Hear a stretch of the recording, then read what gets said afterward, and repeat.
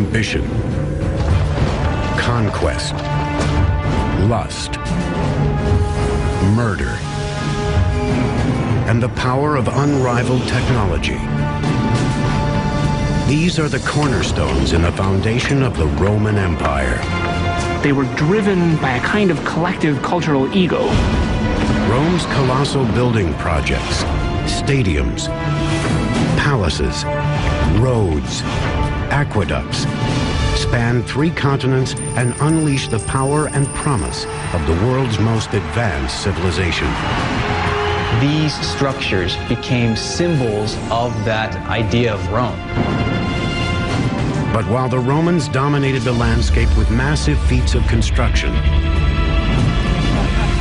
they were ultimately powerless to prevent their own self-destruction.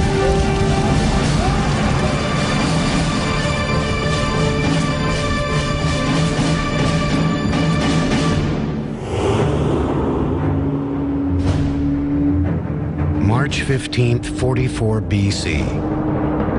The most powerful man in the world lay lifeless on the floor of the Roman Senate. As a general, he nearly doubled the size of the Roman Empire. As a politician, he engineered a stunning rise to power. But now this battle-scarred warrior had been slain in Rome and by Romans. His name was Gaius Julius Caesar. Caesar's rise to power was predicated on him wanting to have the best standing in the Roman state. He seemed to want too much power for himself. He did not share power with others, and this was what led directly to his assassination. Decades earlier, as an ambitious young general, Caesar had recognized that the road to glory in Rome began on battlefields far from it. His thirst for military conquest would spawn the construction of one of Rome's most intimidating feats of engineering.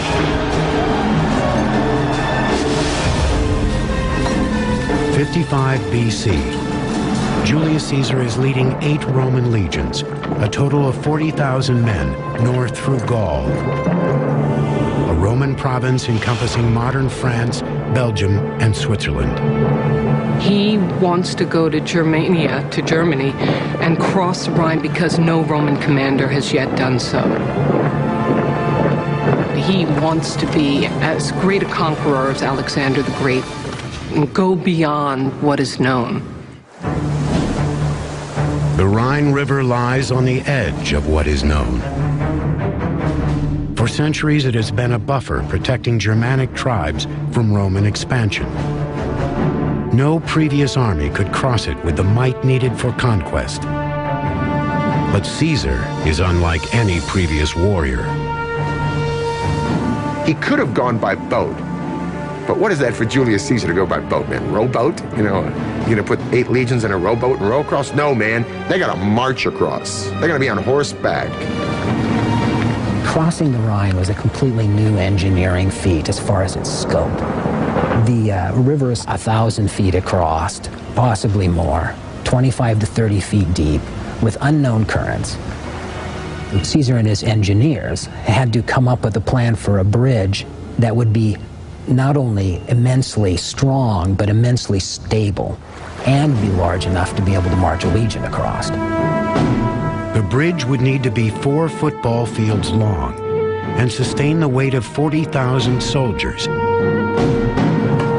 Despite the Rhine's width, depth, and strong currents, Julius Caesar is determined to succeed.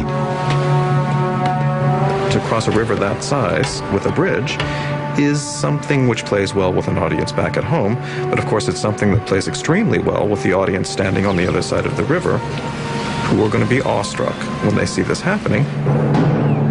With the speed and efficiency of a well-oiled machine, Caesar's soldiers methodically transform local timber into an expanding bridge. With every hour, an engineering miracle inches closer to the Rhine's elusive northern bank. It's almost as if a spaceship were to come down nowadays, the size, let's say, of half of Manhattan, capable of with some magnetic device that will like lifting buildings up into the air, that would be a pretty frightening thing, something that we couldn't really grasp at all. The foundation of the bridge was a series of wooden piles driven into the bedrock of the river. Each pile was 1.5 feet thick. Toward the middle of the bridge, they had to be up to 30 feet tall to reach from the surface to the bottom. By driving the piles in diagonally, Caesar's engineers added extra stability to the bridge. When they drove the pilings in at an angle and then connected them, in many ways they were doing what carpenters do when they build a sawhorse. But with the legs angled, it utilizes forces to keep it from being pushed over and makes it a stable workspace. The sloping pile gives them a lot more strength against the force of the river and flooding of the river and so on, but it's much more difficult to drive them into the riverbed than it is to drive a vertical pile. So they would have had to work very carefully with wooden frames to push them into the riverbed. On the upstream side, the piles leaned in the direction of the current. 40 feet downstream, the corresponding piles leaned against the current. Each set of piles was joined by a long connecting beam 2 feet thick. Lengths of timber were then laid across the beams, and the surface was finished with tightly wrapped bundles of sticks. The design of the bridge itself was innovative, but what made this engineering feat even more astounding is the speed with which it was built. Just 10 days after ordering its construction, Caesar marched across his bridge and toward his destiny. If we tried to do that today, we would never be able to build something like that in so few days with that kind of technology. We could match that feat today if we had thousands of loyal, sweating soldiers totally dedicated to Caesar and the objective of getting across that Rhine River to terrorize the Germans beyond. Caesar had estimated the size of the Germanic forces at 430,000, more than 10 times the size of his own army. But when the Germans saw the Roman legions rolling over the Rhine, they quickly fled to higher ground. For the next 18 days, Caesar freely explored the territory north of the Rhine, encountering no resistance. Then he crossed back over his bridge and dismantled it, having made an unmistakable point. It is symbolic of this. Rome can go anywhere. There's nothing going to hold Rome back. And to distill it even farther, Julius Caesar can go anywhere. Caesar's bridge was an early indication of his single-minded ambition. A decade later, that ambition would propel him to unprecedented power, but it would also prove to be his downfall. When he was declared Rome's first dictator for life at the age of 55 in 44 BC, whispers of assassination began to echo through the halls of the Roman Senate. He makes certain moves that suggest that he might want to have been worshipped as a god, that his ambition really goes so far beyond the limits of what the Romans themselves, and in particular Roman senators, felt to be acceptable, that he was assassinated. In life, Julius Caesar forever altered Rome's political landscape. In death, he would embody both the potential and the peril of absolute power. When Caesar was assassinated, there was no guarantee that anything would happen except that Rome would fall apart completely. Caesar's reign was a major turning point in Rome's political history. His conquest of Gaul greatly expanded the reach of Roman influence.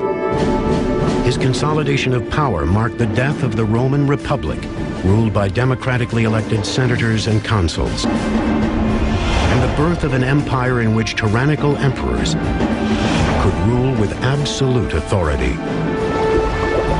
Some would use their power to build magnificent engineering marvels. The vanity, excess, and ignorance of others would push the empire to the brink of destruction. Through it all, Rome would grow into the most powerful and technologically advanced civilization the world had ever seen.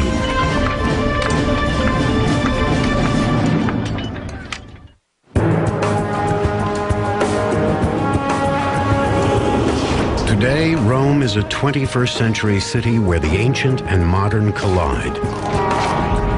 Anyone who's visited the city of Rome is immediately struck by this immense mixture of time periods spanning from prehistory all the way up through the modern age. And the wonderful thing about Rome is that you're living in the midst of the history of one of the greatest civilizations that's ever been a part of humanity's history. Roman legend says the city was founded in 753 BC by Romulus and Remus, two brothers who were abandoned as infants and raised by a she-wolf. The two brothers set out to build their own city on the banks of the Tiber River. But a disagreement over who would rule it ended in murder. Remus was killed at the hands of Romulus, for whom the city of Rome is named. It would not be the last time bloodshed produced a new Roman ruler. Civil war actually is one of the very defining features of the growth of the Roman state. The story, the tradition of Romulus and Remus is one that reverberates and echoes throughout Roman history. Initially, Rome was one of countless small kingdoms jockeying for power in central Italy. But unlike many of its neighbors, who were suspicious of outsiders, Rome was a safe haven for ambitious outcasts. Romulus, he said, given the fact that we don't have any population, I'll create an asylum. I will create a sort of a free zone for anybody. Runaway slaves, brigands, pirates, whoever. Come and be part of this great idea, which is Rome. That's a very unique attitude. And said from the very beginning, it seemed that the Romans were very open. This openness encouraged a free exchange of ideas. Among them were engineering theories imported from other cultures. By borrowing the technology of neighbors like the Etruscans, Rome expanded into a regional power. The Romans had an extraordinary ability to take from the technological past and adapt it to their own purposes and to refine it and to improve upon it. They were able to take from these Etruscans the technology of road building, of moving water systems through tunnels, of building large, extraordinary walls, and produce something which was based on Etruscan technology. The city's first major engineering achievement was the Cloaca Maxima, an extensive sewer system which still functions today 2,500 years after it was constructed. The Cloaca Maxima flushed runoff from Rome's city streets into the Tiber River. Engineers also used the sewer's underground pipeline to drain the marshland between Rome's hilltop villages. There they built the Forum, ancient Rome's downtown district.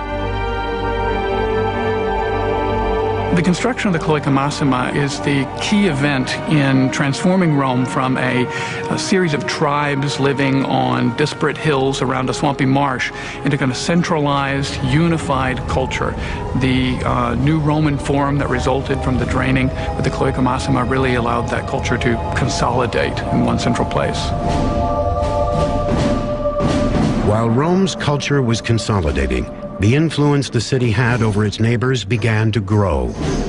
By the 4th century BC, Rome controlled most of central Italy, and its engineers were called on to develop a transportation infrastructure that would connect the expanding empire.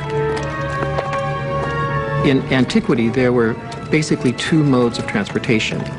There was transportation through the countryside, either on horseback, but probably walking or in carts, or that there was travel by ship. The roads, as we understand them today, basically didn't exist before the Roman Empire. That all changed in 312 BC when the Via Appia was built.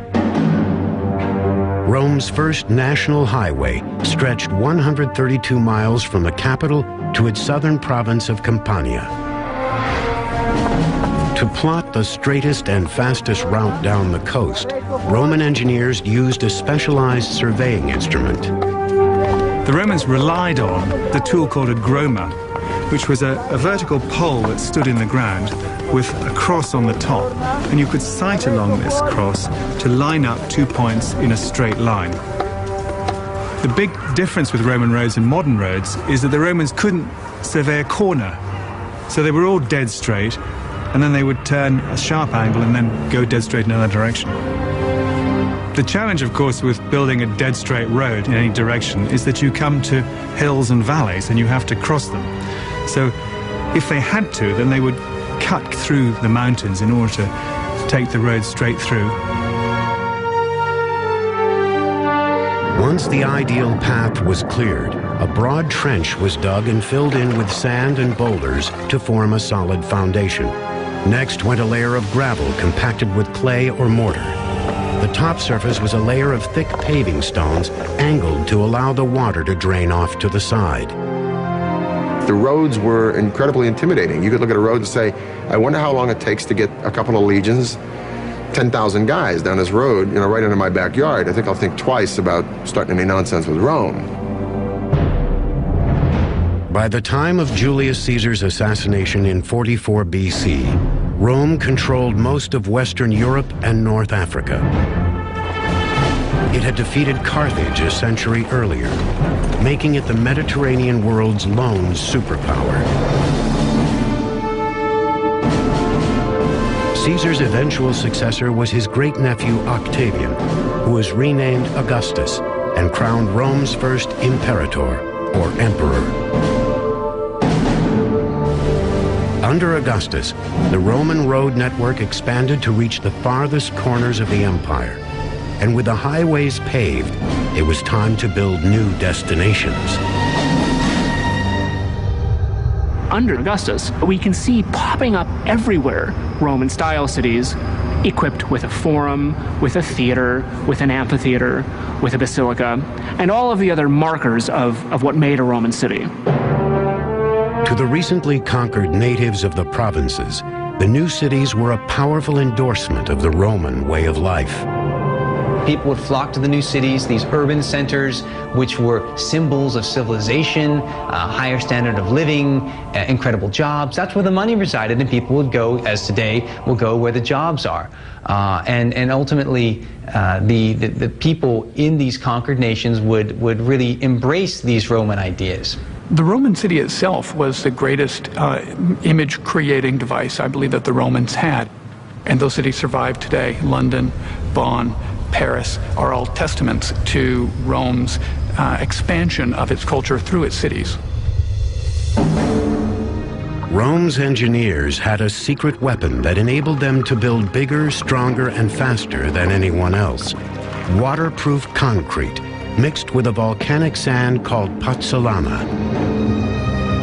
Early concretes were just a simple lime-mortar mix, which, although they would set, weren't very strong, and indeed the particles in the early concrete could easily break apart.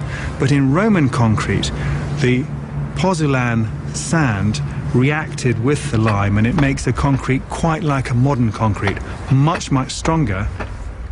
They realized pretty early on that by using this substance that they could build literally underwater, an extraordinary invention which would allow them then to create enormous piers literally within the water itself, revolutionizing travel. That is, bridges could be built that would be permanent bridges rather than wooden bridges. During the age of Augustus, this concrete solidified Rome's chokehold on Western Europe, allowing Roman builders to dominate the landscape with massive man-made monoliths. One in particular would revolutionize daily life in Rome for centuries to come.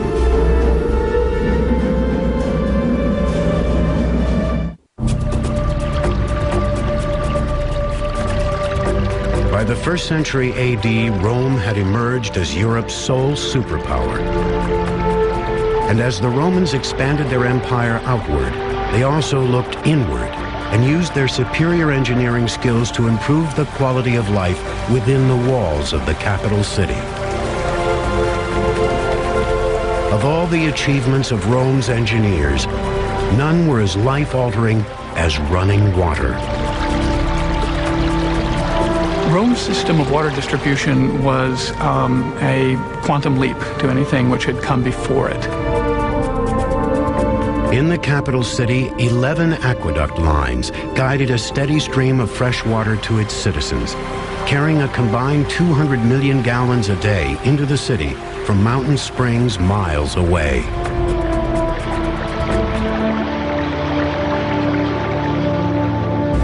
So much water was available in the city of Rome, and this sustained an enormous population. The aqueducts fostered the growth of a new urban culture.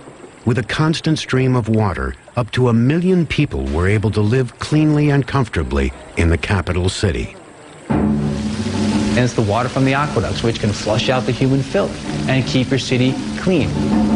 This is another reason why the Romans think that they're superior. It's because they're cleaner than everybody else. No single emperor can claim credit for the success of the aqueducts.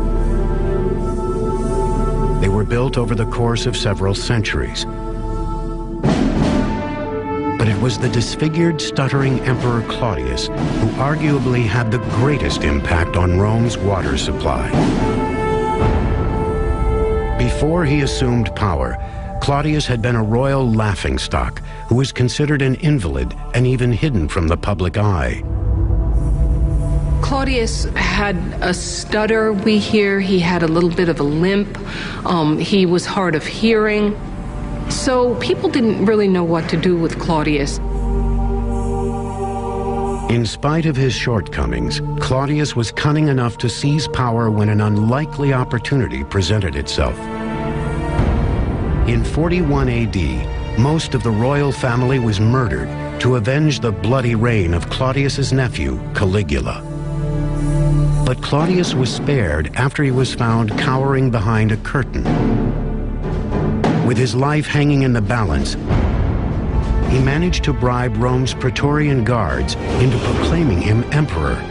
His timely bribe would change the course of Roman history. Once he became emperor, he seems to have ruled in many ways, at least by our standards, well. He clearly was not a stupid man. During the reign of Claudius, the empire took several surprising steps forward. On the frontier, his legions conquered Britannia, something even Julius Caesar failed to do. And back home, he built 2 major aqueducts, the Aqua Claudia and the Anio Novus, which dramatically increased the amount of water flowing into Rome. Aqueducts are not that complicated in theory. That is that water seeks its lowest level, and therefore that you can run water down a slope from any area to another area. So that's a pretty simple premise that everybody would have known. But that the practice of creating an aqueduct is another thing. The Romans engineered their aqueducts to approach the city on a gradual declining angle, or gradient. That gradient was just several inches every 100 feet. The slope of the aqueduct had to be calculated from great distances, 20, 30, sometimes even 40 miles, from the source in the mountains to the cities themselves. That had to be consistent. They couldn't deviate from it, regardless of what the terrain was. To maintain the water's precise descent through high mountains, Roman engineers dug perfectly angled tunnels through them. When the pipelines reached low valleys, they were elevated on stone walls. If the walls needed to be higher than 6.5 feet off the ground, the Romans saved building materials while still adding strength by perfecting an ancient engineering concept, the arch. The arch revolutionized architecture in the ancient world by permitting far greater spans than had been allowable before. They basically changed the spatial conception totally of Roman architecture. Arches were built around a temporary wooden framework that held each stone in place until the keystone was laid in the center. The keystone evenly distributed weight down each side of the arch, allowing builders to stack additional stones above it. Arches are improvement upon building just a straight wall in a variety of means, both in terms of their efficiency and in terms of their strength. The arch, of course, takes much less material to build. Arches are very strong at supporting things like roofs and aqueducts and whatever you want to put on top of them. A 6-mile column of arches carried the Aqua Claudia across the valleys on its way to Rome. The aqueducts would have had a covered roof, but of course if you could take the roof off, you could see the water like an open river coming down towards the city. After reaching the city, each aqueduct emptied into 3 holding tanks. One for the public drinking fountains, a second for the public baths, and a third reserved for the emperor and other wealthy Romans who paid for their own running water, a concept that was well ahead of its time. Basically, every home by the 1st or 2nd century AD of any means had running water. This is astounding, because the entire span of the Middle Ages they didn't have this. With the construction of the Aqua Claudia and the Anio Novus, Emperor Claudius had revitalized Rome's system of water distribution. His public record was one of success, but the choices he made in his private life would ultimately lead to his downfall. The tradition about Claudius is that he was uxorious, that he loved his women and his wives in particular too much, and was subservient to them. He sent shockwaves through the empire when he married his own niece, Agrippina, the conniving sister of Caligula. Agrippina came from a line of ambitious, popular, and powerful women. She was kind of in some ways the Cleopatra of her age. She was headstrong, she was proud, and she was ambitious. She was terribly ambitious. After having been surrounded by emperors her whole life, Agrippina was hungry for her own taste of power. She used all of her physical and political charm to attain it. And once the aging Claudius was under her spell, she used her only son as a means to perpetuate it. Agrippina's main intent in seducing Claudius and becoming the empress was to ensure that her son would accede to the throne. In 50 AD, Agrippina convinced Claudius to name her son from a previous marriage as his heir, instead of his own biological son. 4 years later, Emperor Claudius was dead, poisoned by a mushroom and his wife's ambition. Overnight, Agrippina had gone from being the wife of one emperor to the mother of another. His name was Nero, a 16-year-old tyrant in training who had engineered disaster.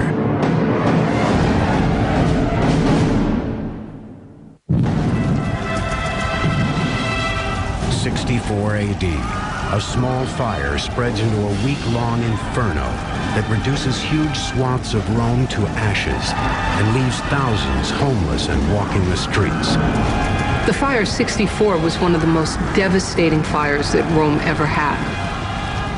And we hear that of the 14 regions of Rome, at least 10 were affected, some completely destroyed. That must have been a huge number of individuals who were killed in the panic and in just being killed by smoke or by the fire itself.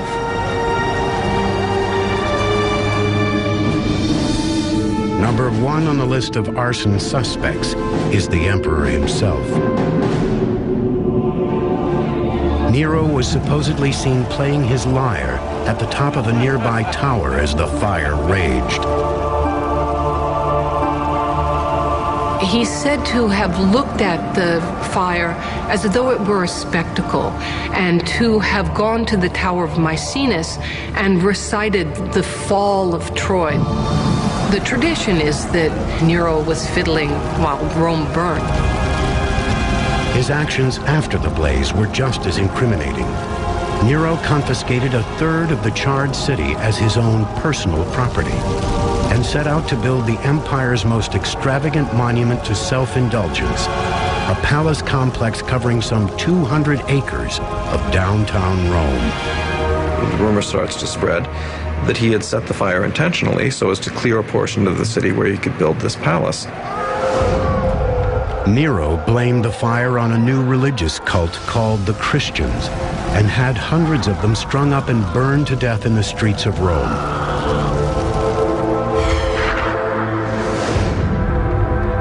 This was just the latest in a string of horrifying acts that solidified Nero's dysfunctional legacy. He served up the head of one of his ex-wives to his new wife as a present on her request, and then later kicked her to death when she was pregnant in a fit of rage. Most of the acts for which Nero is most infamous come after one of the most heinous acts one can commit, the killing of one's own mother. Agrippina, who had orchestrated Nero's rise to power by killing her husband Claudius, was antiquity's most overbearing mother. She expected to share power equally with her son. She wasn't going to accept a subservient role, not to Claudius, not to her son, and that, of course, did her in, ultimately. Agrippina's thirst for control gradually infuriated Nero. In 59 AD, 5 years after he became emperor, the 21-year-old sent his guards to kill his own mother. As they closed in, Agrippina symbolically ordered the guards to stab her in the womb. She said, "Strike here first." This bore Nero. Very dramatic. Nero was haunted by visions of his mother's ghost for the rest of his life. Visions which pushed him further into madness. Nero, as time goes on, becomes more and more lonely, and at the same time, perhaps also therefore more and more paranoid and more cruel. It was in the midst of his deepening delusions that Nero began building the empire's most lavish pleasure palace on public land and with public money. You'd have to imagine the whole of Central Park is transformed into Bill Gates' personal estate and pleasure palace. And this is in the heart of the city where the rich and the affluent and the people who have a part of the city itself once had their homes. It was shocking. Nero bled the provinces dry to get money for that.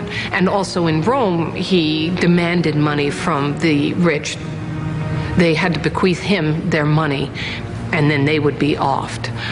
It must have been a very scary time to be alive.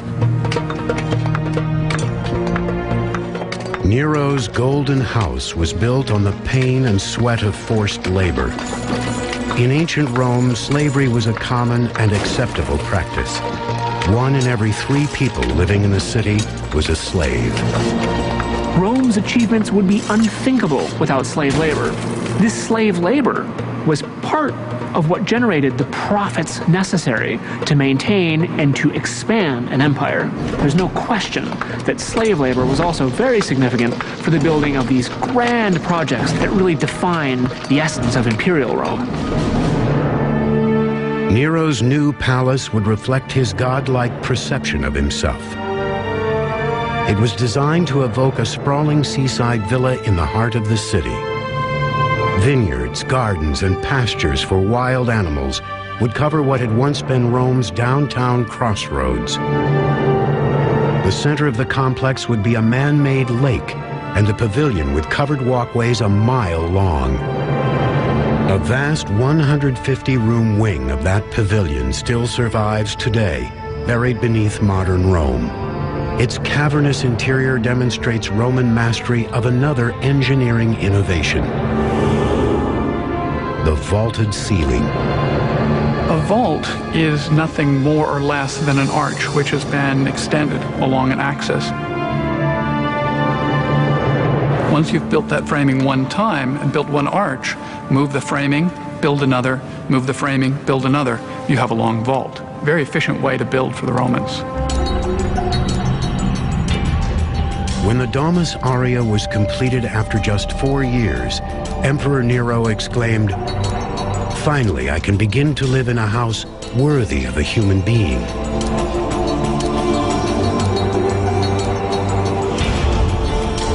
The surviving remnant is a dank shell of the decadent palace he inhabited. These brick and concrete chambers were once trimmed in gold and covered with colorful frescoes and priceless gems. There were semi-precious and precious stones embedded in the ceiling, so that there's lapis lazuli and rock crystal and rose crystal that were just put up to catch the light. And in building the Domus Aurea, Nero is showing that he is not, like good emperors, generous with his personal resources, and I think this is one of the things that leads to his downfall. His behavior was so far off the scale in terms of what senators and people in Rome expected out of their emperor that I think he ultimately paid the price. In 68 AD, just months after he moved into the Domus Aurea, Nero was overthrown by a tidal wave of opposition. He was declared a public enemy by the Senate and hunted like a fugitive by his own guards.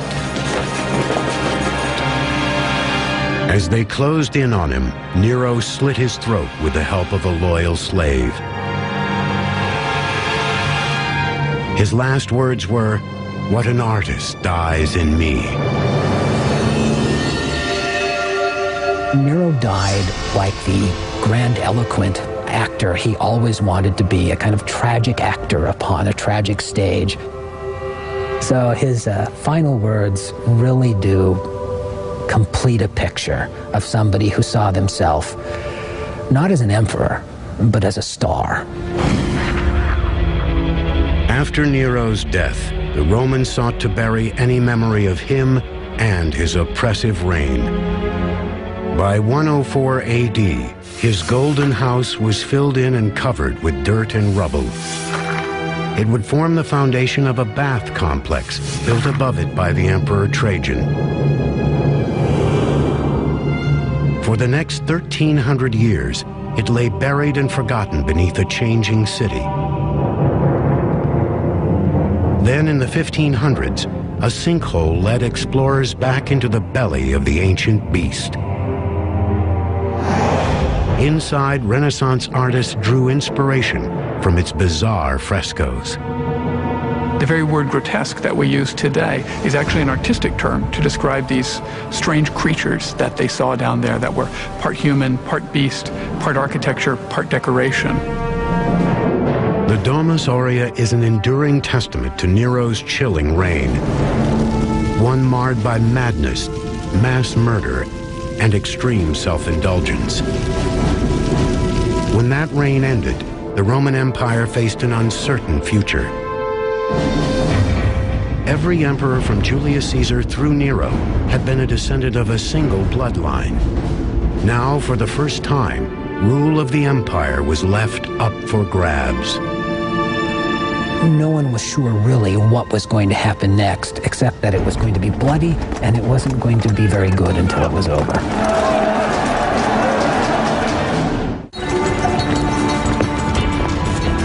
69 AD, Emperor Nero lays dead, killed by his own hand. For the first time since the murder of Julius Caesar, Rome is left without an heir to the throne.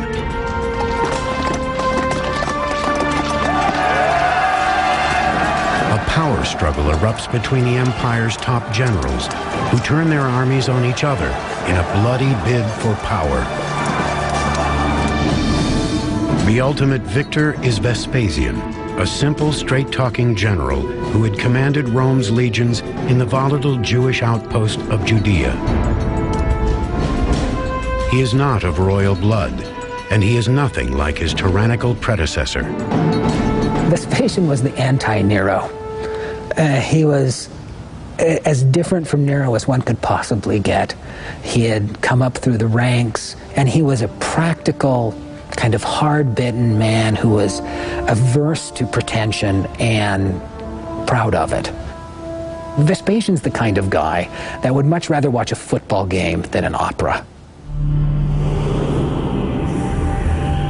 Unlike Nero, who exploited the skills of his engineers for his own colossal vanity projects, Vespasian would put Rome's greatest architectural minds to work for the people. He would start by draining the massive lake that Nero had built on his palace grounds. On that site would rise Rome's most famous engineering marvel, a place where all the chaos that had consumed the city could be channeled. It would be called the Flavian Amphitheater, though we know it as the Colosseum. So the statement that Vespasian made was, I am taking a space which is only for the private use of a bad emperor, and now I'm transforming that area into a public space which will be then used for the enjoyment of all the people of Rome. So that was a very bold piece of propaganda.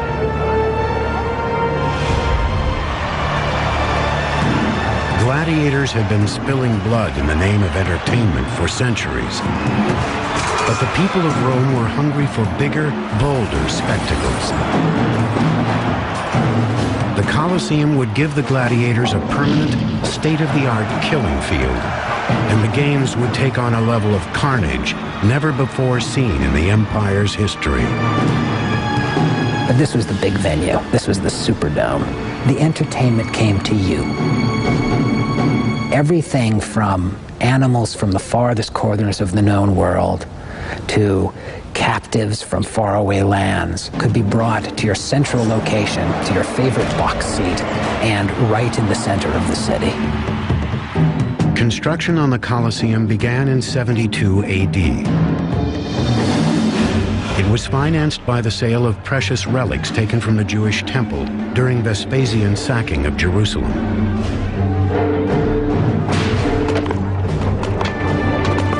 12,000 Jewish captives were brought back from that campaign to build the amphitheater. They would have worked under tremendously harsh conditions and been worked long and hard and to the end. They poured more than 6,000 tons of concrete and hauled huge travertine building blocks to the site from a quarry 20 miles away. As the building progressed up higher, they would use less of the strong, expensive and heavy limestone and more of the cheaper ingredients, which were lighter in weight. The Romans had quite sophisticated wooden cranes and devices for lifting stones, and they would be able to do that quite easily from the ground and up to great heights. In just 8 years, the imposing structure grew to 160 feet tall, dwarfing all that surrounded it. It's the tallest ancient Roman structure ever built. This is the amphitheater of the capital. So what was Rome? Rome was a city that was so much larger than any other city. It was so much richer. So that came to symbolize the power, the engineering, the wealth of ancient Rome. Roman amphitheaters were constructed from a surprisingly simple framework, incorporating 2 Greek theaters back to back to form one 360-degree theater in the round.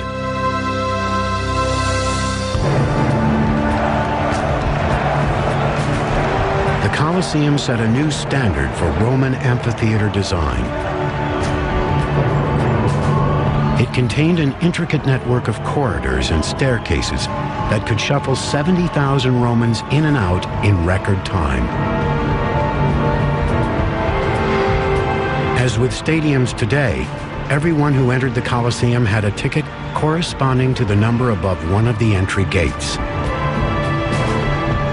The complex was designed not only to control the crowds, but to keep them comfortable.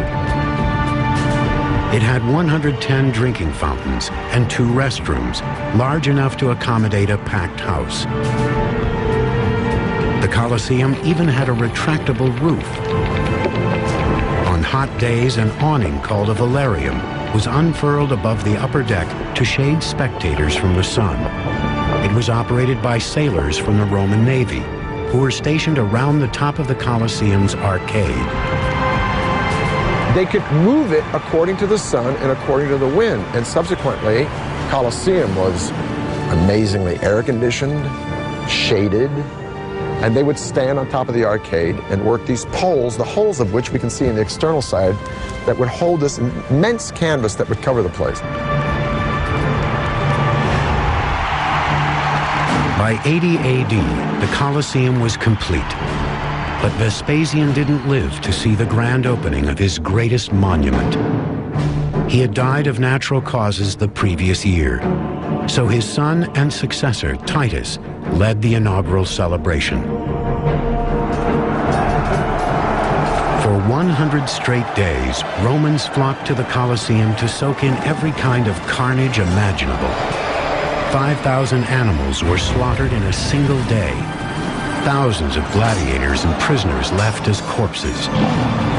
Outside the arena, bloodshed on this scale was known only in war. But inside, it was pure entertainment. They go for the entire day. And in the morning, they watch men kill or be killed by animals. And around noontime, they're watching the execution of prisoners.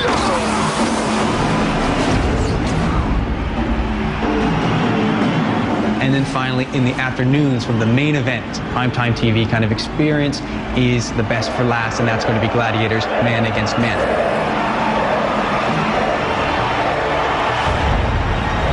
Gladiatorial fights were a big draw at the Colosseum, but they weren't always the main event.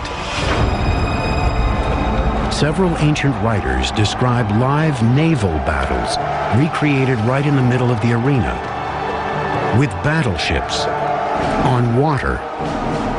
It would have been entirely possible to have diverted water from one of the aqueducts and brought it to the Colosseum in order to flood the floor to a shallow depth.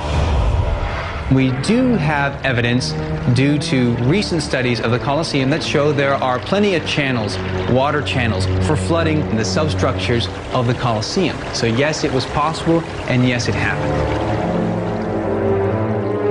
Cristiano Ranieri is the first modern archaeologist to explore the labyrinth of water channels beneath the Colosseum. He believes he has found conclusive evidence of a plumbing system that was used to flood the arena for naval battles. We have found underneath the arena floor some tunnels that are very ancient, even more ancient than the Colosseum, that date from the time of Nero, therefore contemporary to the Domus Aurea.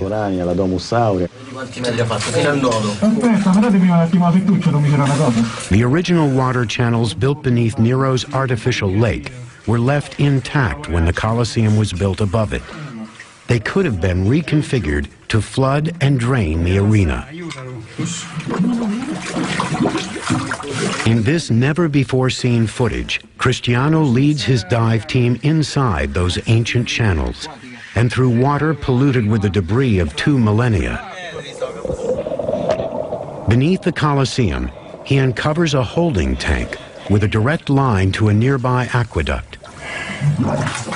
Cristiano believes water was diverted from that aqueduct into the arena.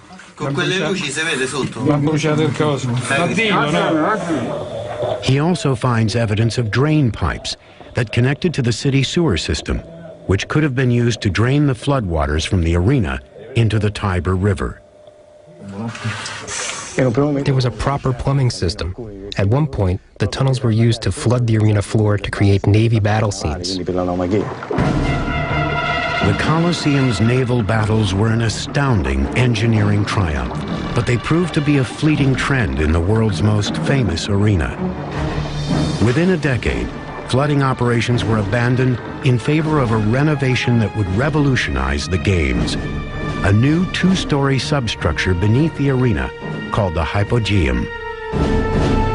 Within it were a system of elevators and trap doors that enabled tigers and armed gladiators to suddenly pop up through the floor and slaughter their unsuspecting victims.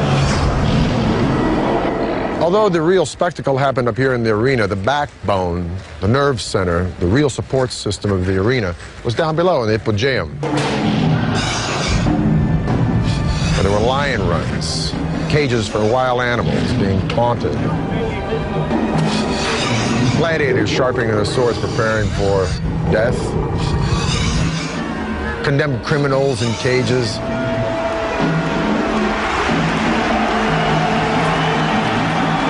As the games begin, a trapdoor in the arena floor will open, and by a system of pulleys, an elevator will hoist another lion or panther up into the arena. When the trapdoor opens, we're bathed in light. We hear the yells of the throng enjoying the games, and then the trapdoor will close again, leaving us contemplating our own demise amongst the screams and lamentations and stench of blood, beasts, and men. Violent, bloody, exploitative, thrilling. The games in the Colosseum were the ultimate Roman spectacle. And all those who entered were awed by the engineering prowess of the world's most advanced civilization. After a decade of strength and stability under Vespasian, that civilization was reaching the height of its power. And its next generation of rulers would use that power to build ever bigger, ever bolder man-made miracles.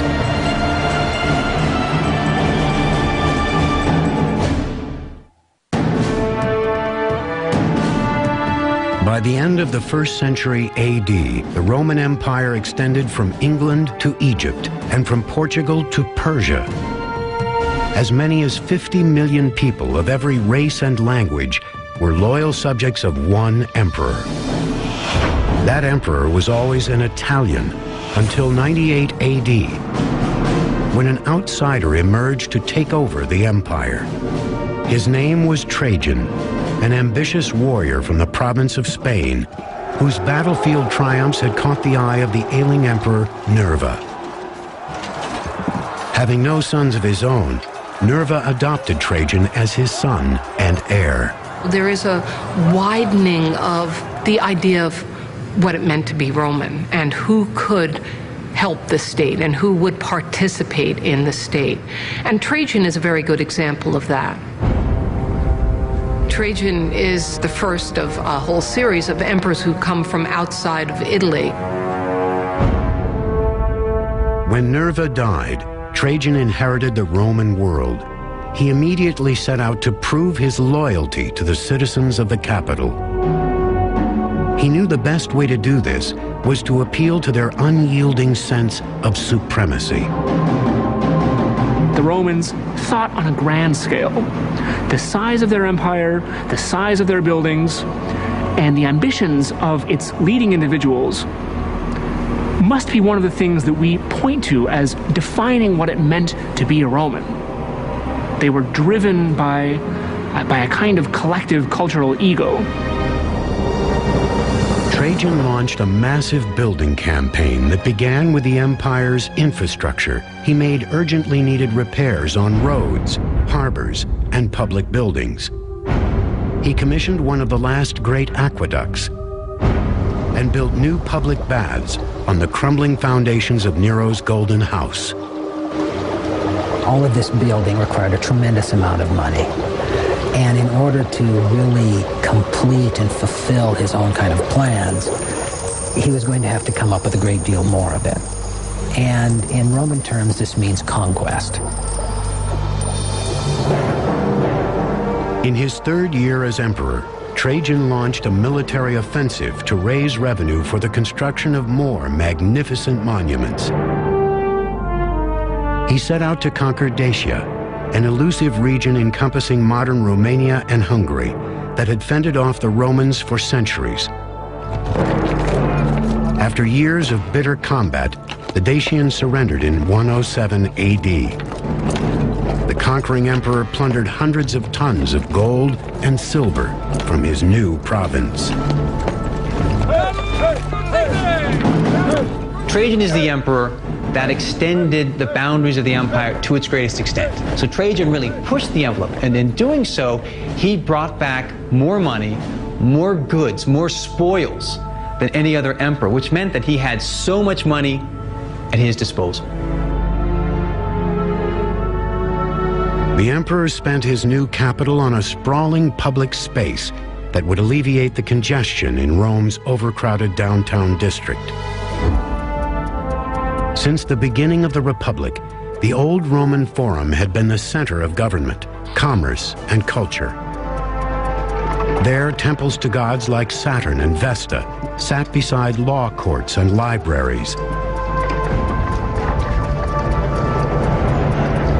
But as Rome grew into the capital of the world, development began to sprawl out from its original crossroads. The Forum was a critical part of Roman life, but the success of the city and the pressure of the population was such that they had to keep building new extensions time after time. And each emperor in turn had to build a new part of the Forum for their own people. By the time of Trajan, Rome was a densely populated metropolis of 1 million people and growing. So he commissioned his own new Forum, one larger than those of all his predecessors combined. Trajan didn't just have so much money, but the skills of the engineers, the people who poured concrete and so on, they were at a high point. They could achieve and create better and faster than any previous time. The man called on to design Trajan's Forum was another outsider, Apollodorus of Damascus. Apollodorus was a Greek architect who had designed military bridges for Trajan during his battles with Dacia. During that war, he had proven to be an architectural mastermind. Now Apollodorus was faced with a new challenge: a lack of real estate to house Trajan's grand vision. And of course, as in modern day buildings, location is absolutely critical. So if an emperor wanted to build a structure in a particular location and they had to level the site, then they would just have to do that. To create a flat plain large enough to develop in downtown Rome, Apollodorus ordered his builders to carve out a huge chunk of the Quirinal Hill adjacent to the old Forum. We're living in a time thousands of years before dynamite. The Romans had to achieve these great feats of terraforming and clearing the landscape through sheer manpower, the force of tens of thousands of slaves working around the clock with shovels and pickaxes. Imagine an army of ants carrying away a loaf of bread. They're not going to do it all in once. They're going to break it apart into small pieces and take it apart one at a time. An army of Roman slaves methodically leveled the stone hillside, chipping away 125 feet of elevation and generating over 600,000 square feet of prime real estate in the heart of Rome. There, a city of marble began to rise from the soil as a Spanish emperor and a Greek architect remade the capital. The finished product was unveiled in 112 AD. Trajan's Forum was a magnificent marble network of Greek and Latin libraries, colossal statues, an enormous central piazza, and a two-story basilica where laws were made and cases tried. To go to the Forum of Trajan would have been a massive experience for any Roman. You would have entered the Basilica, the largest ever built in Rome, of that type. The Basilica was revetted with marble, flooded with light. After that, you would have arrived in the square. You would have looked around and seen the monumental equestrian statue of Trajan. It really must have been an awesome sight. The Forum's centerpiece was a 125-foot marble column that towered above the new construction. that column still survives today. Around its facade, a spiraling relief is carved that tells the story of Trajan's invasion of Dacia. Trajan appears over and over and over and over again, always involved in every aspect of the campaign, from its initial planning all the way through final conquest. And in this way, the column serves as a kind of propaganda film. The column's exact height holds a more subtle significance. The height of Trajan's column itself, 100 feet, with the addition of the base and a statue on top of that, marked the height of the side of the Quirinal Hill, which was removed to create the Forum at that spot. Therefore, it becomes a marker not only of the battles of Trajan, but also the battles of Apollodorus to clear the land and create this monumental urban space. Trajan's Forum stood for 700 years. Most of it was reduced to rubble by a 9th century earthquake. But there is one surviving section that leaves no doubt about its imposing scale, a vast complex known as Trajan's Market. Apollodorus shored up the 125-foot cliff face he had created by form-fitting a 6-story Roman shopping mall directly into the hillside. He ingeniously shaped the first 3 levels in a hemicycle, a semicircular structure with long, curved corridors of storefronts. The markets function to reinforce the hillside, which had just been carved out. And it's probably not by chance that the form that's used against that hillside is concave, therefore much stronger form, again, the form of an arch turned on its side to resist the pressure of the hill beside that. Above the hemicycle were 3 more levels, with units ranging from small shops to great 3-storied halls. Trajan's Market contained over 150 individual storefronts that might have supplied everything from footwear to fine art. These markets must have sold enormous quantities of materials from all parts of the Roman world, and perhaps even beyond. While Trajan's Forum next door was a lavish haven for the city's elite, his market was engineered as a main street for the masses. The market, together with the Forum, represent 2 sides of Roman culture.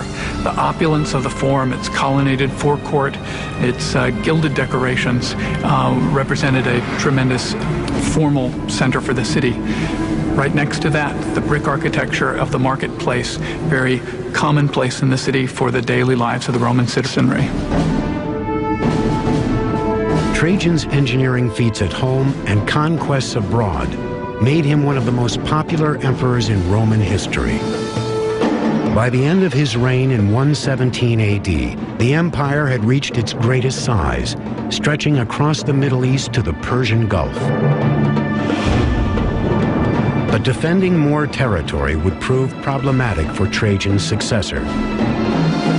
So to stabilize the empire's borders, Rome's next emperor would build a massive barricade to seal off the Roman world from the barbarians beyond.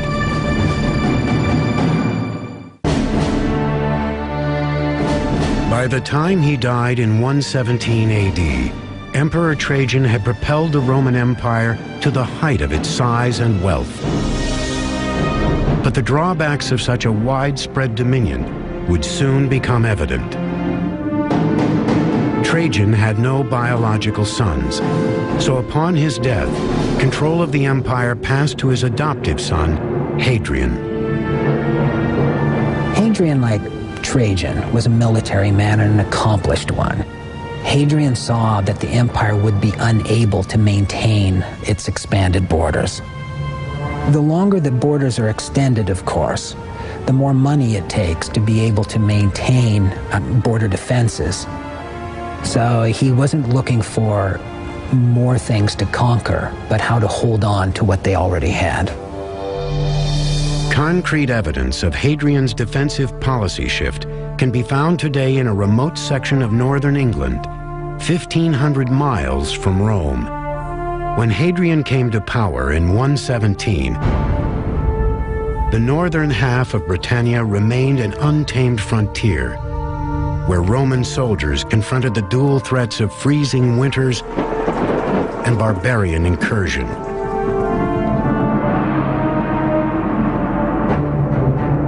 So in 122 AD, Hadrian paid a personal visit to the front lines. The emperor quickly concluded that the only way to tame Britannia was to tame his own soldiers first. The Romans always believed you have this group of men who are serving the Roman state, make them work. If you're not disciplined, the thought is these Roman soldiers are just going to start frittering away their time and gambling and not doing the right thing. Hadrian put his legions to work on the most ambitious fortification ever conceived by a Roman. A towering 73-mile defensive wall across the entire country.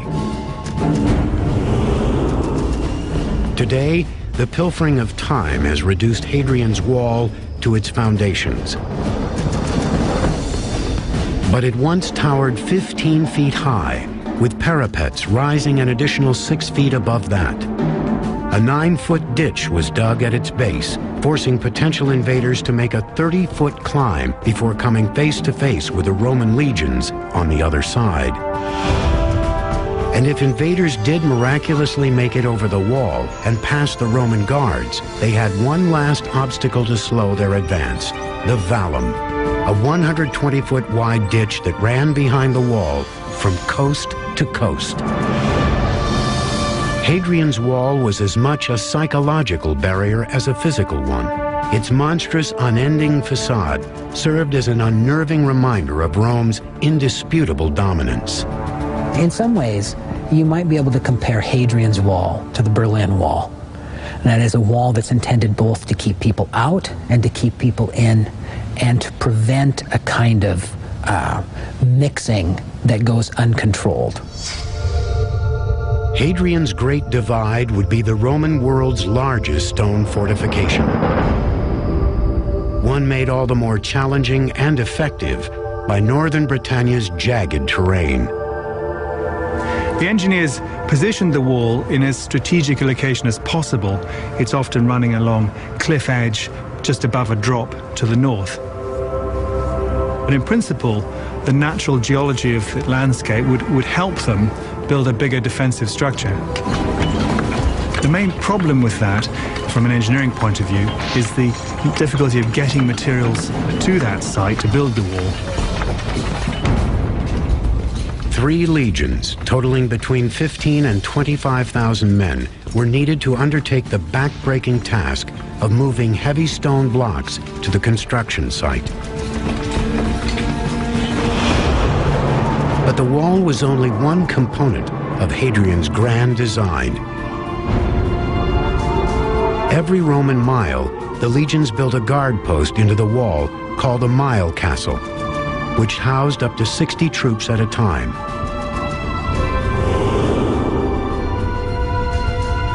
Between each mile castle stood 2 smaller watchtowers, where sentries kept a constant eye on the borderland.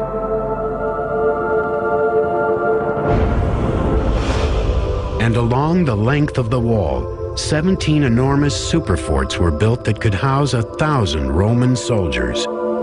What this in effect did was kind of create a military zone that allowed the Romans to maintain enough military strength right along the wall to go out in force, patrol along the front, conduct maintenance, and still maintain the kind of military presence that was effective as well as impressive. Each superfort covered 3 to 5 acres and included an assembly hall, a temple, barracks, hospital, and bathhouse, everything needed to sustain an army. Around these forts, towns sprung up to satisfy the army's constant demand for food and supplies. These Roman troops wanted Roman shoes, they wanted Roman needles, they wanted all the things that they could have elsewhere in the Roman world. So trade tends to follow them. Bars tend to follow them. Women tend to follow them. and end up changing fundamentally the areas in which they are settled. In just 5 years, Hadrian's vast barrier across Britain was complete. The emperor had secured Rome's northwest border, improved discipline within his ranks, and created an unmistakable testament to the vast reach of Roman power. In 126 AD, Hadrian returned to Rome. There he would commission one of Rome's most celebrated engineering marvels and eliminate its most celebrated engineer.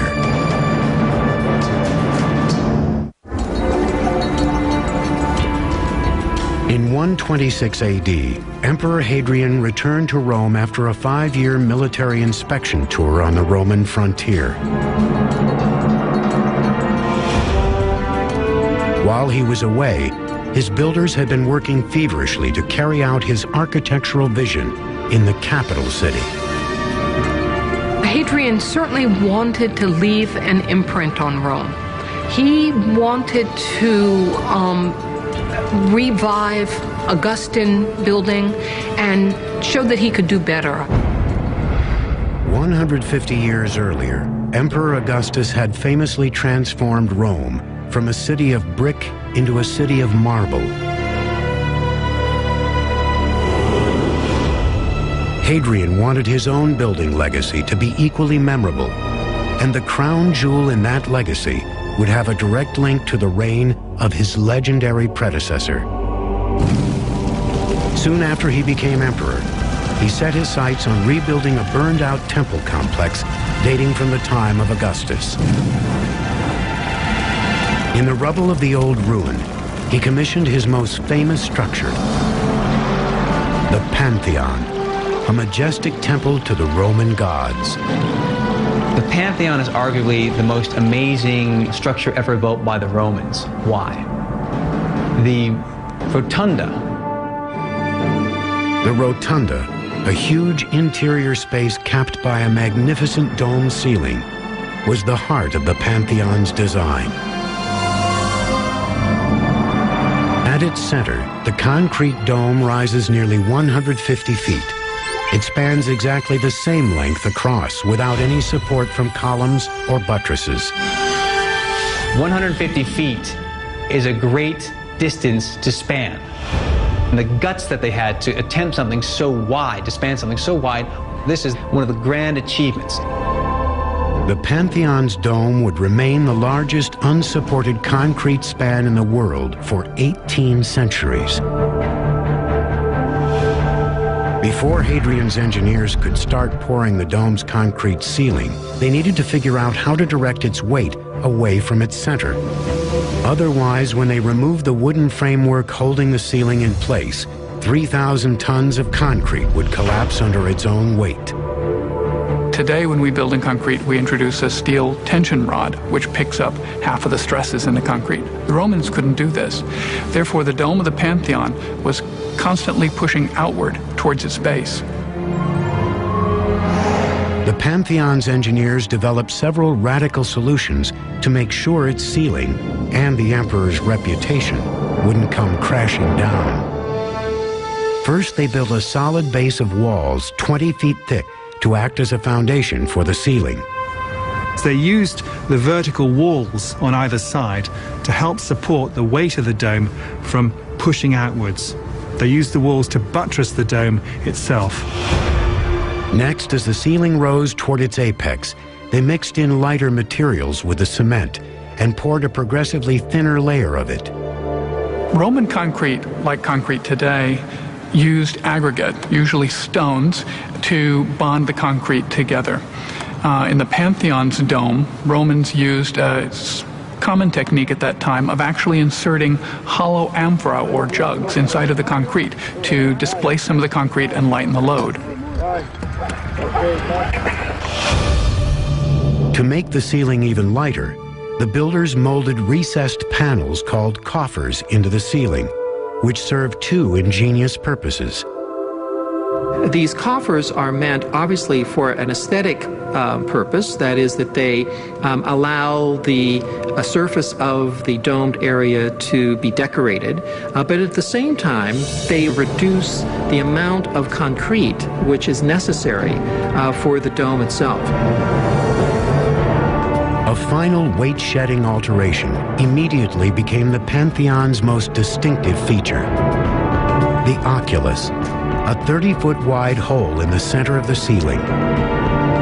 The oculus eliminates the stress of heavy concrete at the dome's weakest point, and it lights up the interior like the sun does the earth. Imagine as an ancient, never having been in this kind of interior space before, because no other interior space had ever looked like it before, feeling the religious aspect of the interior itself. A building which was dedicated to all the gods. The Pantheon's engineers strove for perfection and almost achieved it. But there is one mysterious flaw in the design that still baffles modern observers. The Pantheon's front portico, the colonnaded gateway to the interior, is about 10 feet too short. It doesn't connect with the rotunda where it should. Why 50-foot columns were not used instead of the 40s that were there can only be held to speculation at this point. Did they sink in the Mediterranean? Were the Romans not able to acquire the stone to achieve those kind of columns in the time necessary for Hadrian to inaugurate the building? We can't say for sure.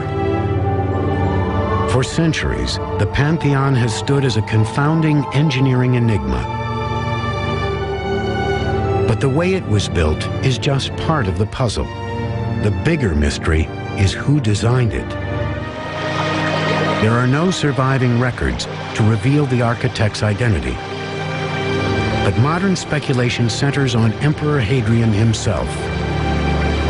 He was a very versatile individual and painted and wrote poetry and loved architecture.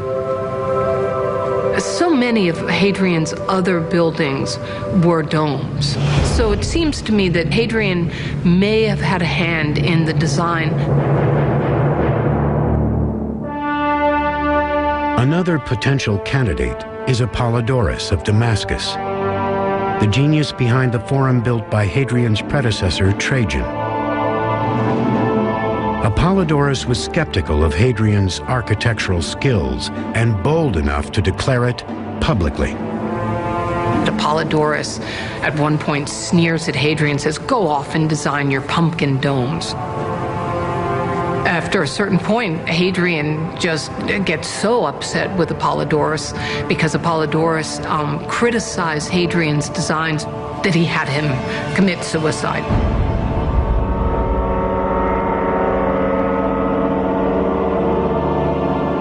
In 138 AD, 8 years after ordering the death of Rome's greatest architect, Hadrian himself died of natural causes at the age of 62.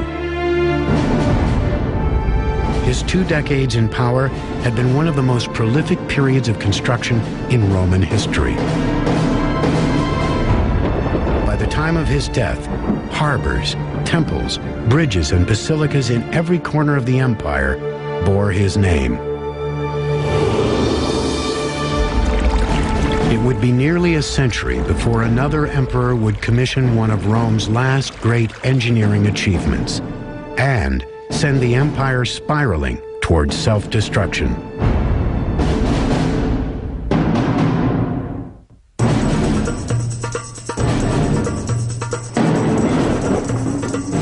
In the decades following Hadrian's death, the Roman Empire remained the dominant force in Europe, North Africa, and the Middle East. Its emperors maintained absolute authority. Its armies remained invincible. And its architects continued to inspire jaw-dropping awe.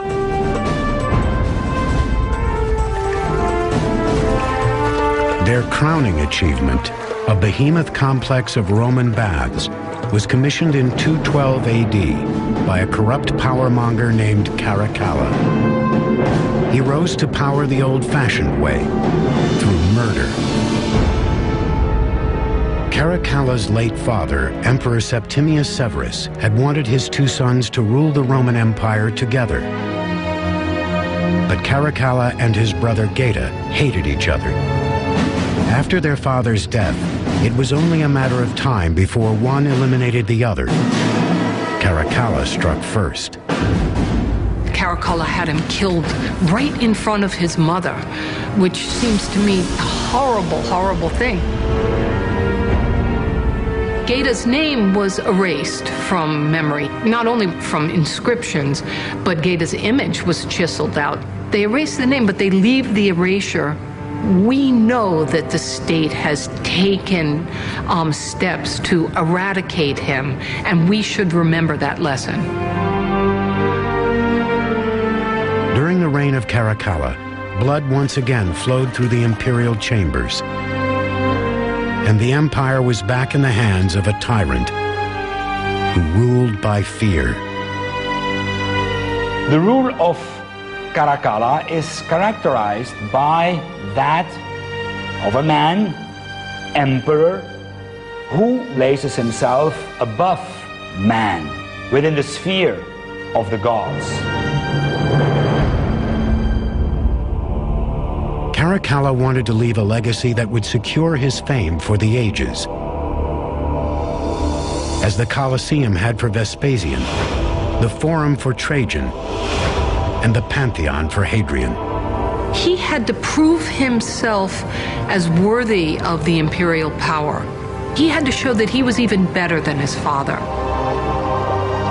The new emperor would attempt to cleanse his past sins by building a bath complex. For centuries, baths had been an integral part of daily life in Rome. They centered around an arrangement of hot and cold pools. But the baths were more than just a place to bathe. They were country clubs open to people of every class. After you finished work, you're going to go to the baths for a couple of hours to unwind, to listen to politics, to get a rub down, to have a manicure, to have a haircut. There were places to work out. You could wrestle. And then, of course, you could go to the baths themselves and go to the hot rooms, sweat a lot. And you were surrounded by magnificent structures that were sheathed in marble and decorated with statues. And they were for the benefit of the average person. This was not just a structure for the rich. This was for the average Roman citizen. Baths had always been a popular construction project among Roman emperors. Previous rulers like Nero, Titus, and Trajan had each built extravagant baths in their own name. And Caracalla was determined to trump them all with the most massive bath complex ever built. The imposing shell that remains today is a testament to his success. As you can see from what remains all around us, there was a series of giant rooms in which there were swimming pools the size of Olympic pools. There were bathing pools at different temperatures, private bathing rooms, and areas where people could mix and mingle. The central building was larger than St. Peter's Basilica and trimmed from stem to stern in gold and marble. Its floors were covered with intricate mosaics, fragments of which still remain. Surrounding the main building were open spaces for track and field events, separate buildings containing libraries, shops, restaurants, and even brothels lined the perimeter. The complex could comfortably accommodate nearly 2,000 Romans at a time. This small town would have been heaving with people every day. These enormous rooms are a testament to the engineering and skill of the people who built it. They surpassed any of the baths that had been built previously. Caracalla's laborers worked overtime to complete his baths quickly. To build such a magnificent bathing facility in 5 years, there would have been between 5,000 and 10,000 people working daily for 5 years straight. The buildings seen above ground were just half of the story.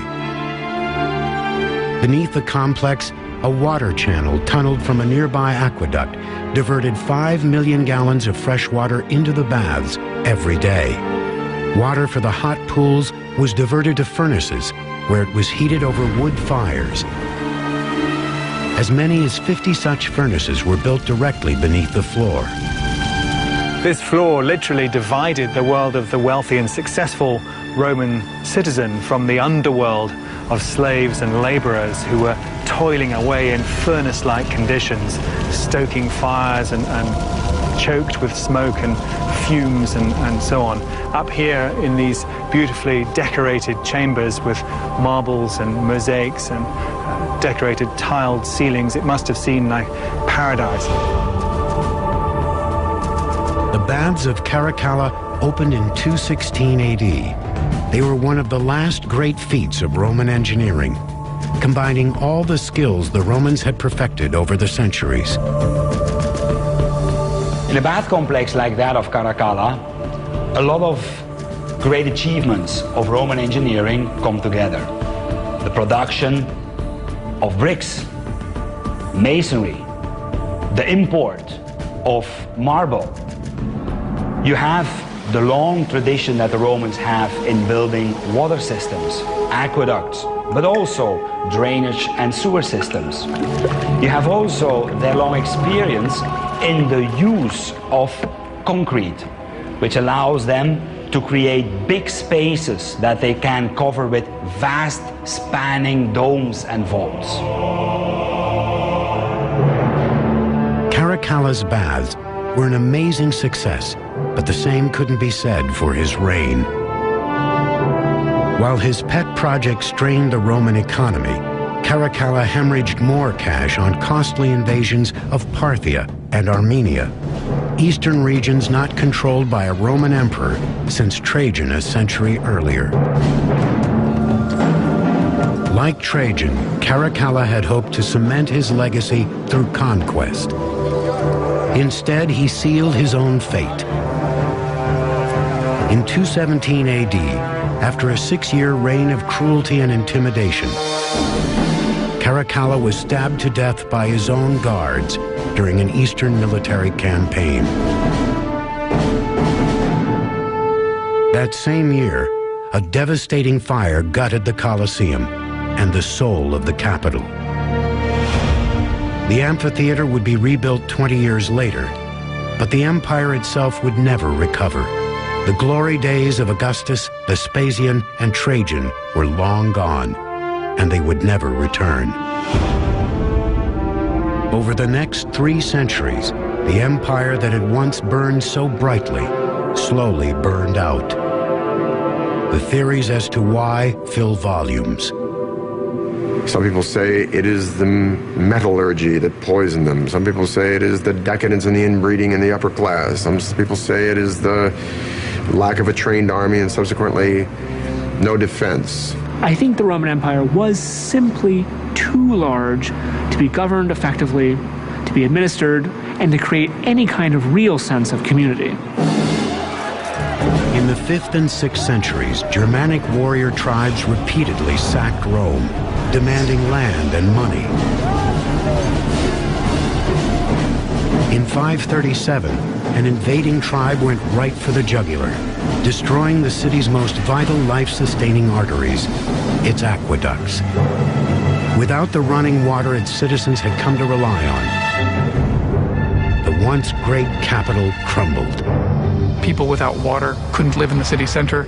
The gardens and farmlands could not be watered. The population of 1.2 million people quickly dwindled to 12,000. That's a 99% decrease. 1,500 years after the fall of Rome, its engineering legacy still inspires and confounds modern builders. So many of the things that the Romans were able to do in their time, we were not able to do again until we developed new technologies. We wouldn't be able to accomplish a dome like the Pantheon without the use of a computer, certainly. We wouldn't be able to move a hillside without mechanized equipment. Given their tools, we would never be able to accomplish those same things. Maybe the most important lesson the Romans taught us is one that Julius Caesar, Nero, and Caracalla never understood. That the same blind ambition that drives our progress can also bring about our demise. These people lived out their ambitions and their kind of appetites in such a way that we both admire them and kind of abhor them at the same time. The ancient Romans were often violent, vindictive, greedy, and egocentric.